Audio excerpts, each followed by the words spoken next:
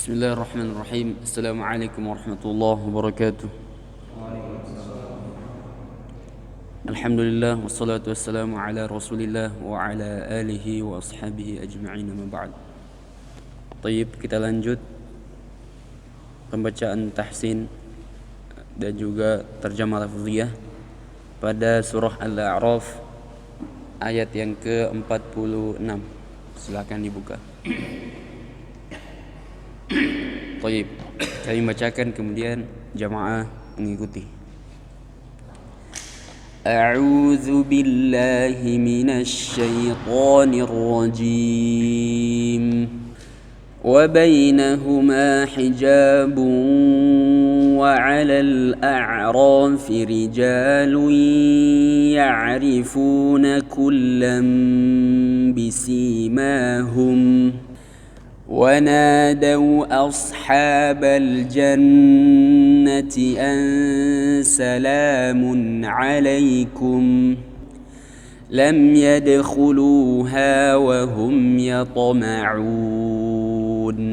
Baik, kami bacakan arti keseluruhan. Dan diantara Allah Subhanahu Wa Taala berfirman, dan diantara keduanya penghuni surga dan neraka ada tabir, ada pembatas, dan di atas Al-A'raf, tempat yang tertinggi, ada orang yang saling mengenal masing-masing dengan tanda-tandanya. Mereka menyeru penghuni surga, "Salamun alaikum," keselamatan bagi kalian. Mereka belum dapat masuk, tetapi mereka ingin segera masuk ke dalamnya. Assalamualaikum warahmatullahi wabarakatuh. Alhamdulillah, assalatu wassalamu ala rasulillah wa ala alihi wa sahbihi wa man wala, amma ba'd. Ikhwani rahimakumullah,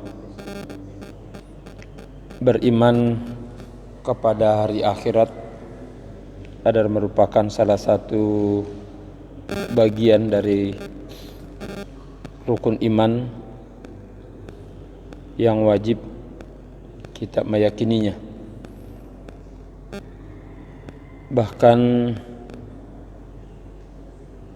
beriman kepada hari akhir adalah merupakan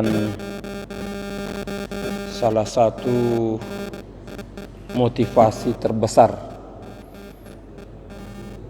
seseorang untuk kemudian tertarik untuk melaksanakan sebuah perintah, betapapun berat proses dan juga konsekuensi yang akan dihadapinya. Sebagaimana sebaliknya, seseorang beriman kepada hari akhirat akan mengantarkannya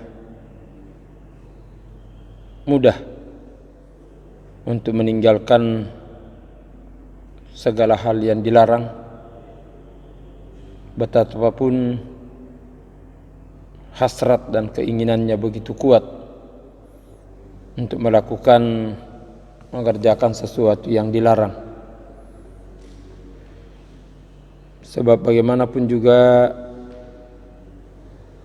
hari akhirat digambarkan sebagai kehidupan abadi yang tidak akan berkesudahan. Tidak akan ada akhirnya lagi, yang digambarkan oleh Allah dalam Al-Quran lewat kalimat khalidina fiha abada. Kita akan kekal selama-lamanya di sana. Persoalan yang paling mendasar terkait soal hari akhirat adalah di mana tidak akan ada lagi orang yang bisa melakukan usaha ikhtiar dalam bentuk apapun juga, yang pada intinya orang hanya pasrah menerima ketetapan Allah Subhanahu wa taala dengan dua pilihan. apakah dia masuk ke dalam surga dengan segala kenikmatannya atau terperosok ke dalam neraka jahanam dengan segala siksa dan penderitaannya. Cuman khusus untuk penghuni surga digambarkan ada beberapa macam bentuk orang-orang yang memasukinya. Yang pertama, ada orang yang masuk ke dalam surga bighairi hisab, tanpa proses perhitungan. Dia langsung masuk, ibarat orang yang memiliki karcis atau tiket terusan, tanpa perlu ada proses verifikasi, langsung masuk ke dalamnya. Namun ada juga orang yang masuk melalui proses screening, perhitungan yang sangat ketat. Bahkan ada yang masuk ke dalam surga diawali dengan proses pencucian terlebih dahulu lewat neraka jahanam. Dan khusus ayat ke-46 di surah Al-A'raf menggambarkan bahwa ada sekelompok orang calon penghuni surga itu menanti di atas A'raf, tempat yang sangat tinggi, namun dia tetap bisa melihat, bahkan mengenal tanda-tandanya para penghuni surga maupun penghuni neraka. Persoalannya memang kemudian orang yang menanti di atas Araf ini tidak tahu kapan waktunya, bila saatnya dia ikut mencicipi kenikmatan di dalam surga itu. Lam yadkhuluha wa hum yatma'un. Dia sangat berharap untuk juga segera bisa masuk, tapi ternyata Allah Subhanahu wa taala belum berkenan untuk kelompok ini bisa segera masuk, dan ini menjadi bagian dari rahasia Allah Subhanahu wa taala. Hikmah besar yang dapat kita petik adalah kita memang dituntut untuk tidak bermain-main dalam kehidupan dunia ini. Sebab proses seseorang masuk dalam episode kehidupan hari akhirat itu sangatlah sederhana, ditandai dengan berakhirnya kehidupannya di dunia ini.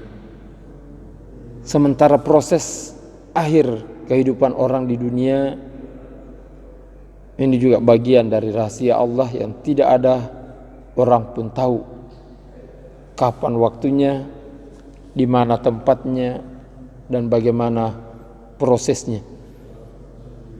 2 hari yang lalu dunia kembali digemparkan dengan kematian seorang manusia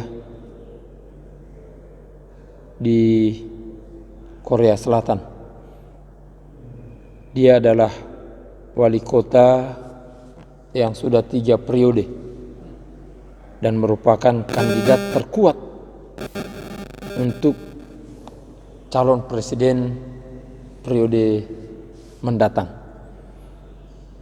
Tragisnya 2 hari yang lalu dia ditemukan mati samping sebuah taman setelah menghilang 3 hari 3 malam, dan ditemukan sebuah catatan wasiat kepada orang-orang terkait dirinya. Satu di antaranya, jasadnya nanti minta dikremasi dan abunya minta ditaburi ke atas kuburan kedua orang tuanya. satu proses kematian yang tidak terbayangkan oleh siapapun sebelumnya.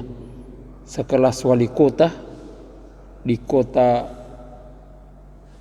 yang termasuk kota besar di dunia, menjabat 3 periode, kandidat terkuat calon presiden, proses kematiannya tragis itu. Apalagi kalau sekadar baru ke tingkat asisten staf di kantor, tenaga sekretariat yang pendapatannya masih pas-pasan, nikahnya pun belum jelas kapan waktunya, di mana tempatnya, siapa calonnya.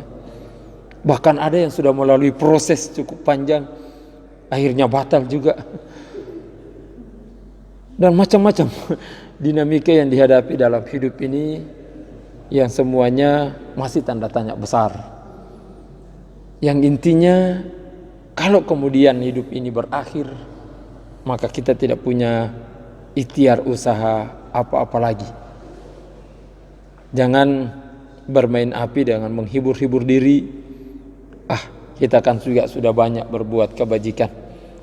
Sepahit-pahitnya paling tidak amalan baik dan amalan buruk kita akan berimbang, sehingga berpotensi berada di atas a'raf.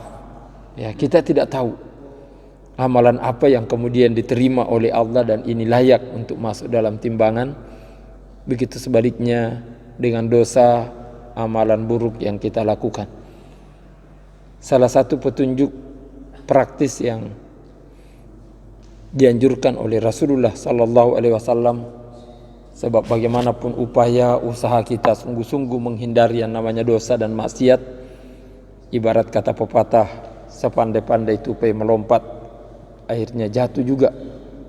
Ya, ada saatnya kita memang terpeleset, terkhilaf, maka yang harus dilakukan adalah wa'atbi sayyi'atal hasanah tamhuha.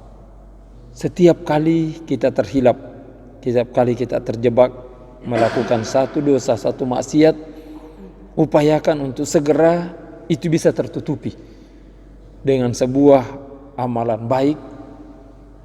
Dan semakin berat proses sebuah amalan yang kita lakukan, nilainya juga itu akan semakin besar. Ya, kita berharap semoga keberadaan kita di tempat ini dengan seluruh mekanisme aturan yang ada dapat mengantarkan kita menjadi bagian dari penghuni surga nantinya. Kalau toh tidak bighairi hisab, minimal kita tidak melalui proses berada di atas araf, apalagi harus digalantang terlebih dahulu di neraka jahanam. Nauzubillah min zalik. Dan ini salah satu motivasi besar yang seringkali dipesankan oleh Allahyarham Ustaz Abdullah Said, bahwa kalau Anda berada di hidayatullah dan belum mampu yakin pasti masuk surga, minimal Anda bisa menghibur diri.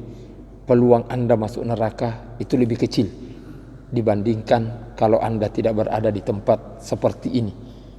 Peluang dosa yang bisa kita lakukan bila tidak berada dalam sebuah lingkungan komunitas seperti yang ada di tempat kita ini, dan sebaliknya sangat berat kita menghindari dosa dan juga berat mengamalkan sebuah amalan bila tanpa dukungan kondisi lingkungan yang benar-benar kondusif. Hingga ini bagian yang sangat patut kita syukurkan, di mana Allah mentakdirkan kita menjadi bagian dari jamaah komunitas Hidayatullah ini sesungguhnya. Akhirul kalam, kurang lebihnya kami mohon maaf. Assalamualaikum warahmatullahi wabarakatuh.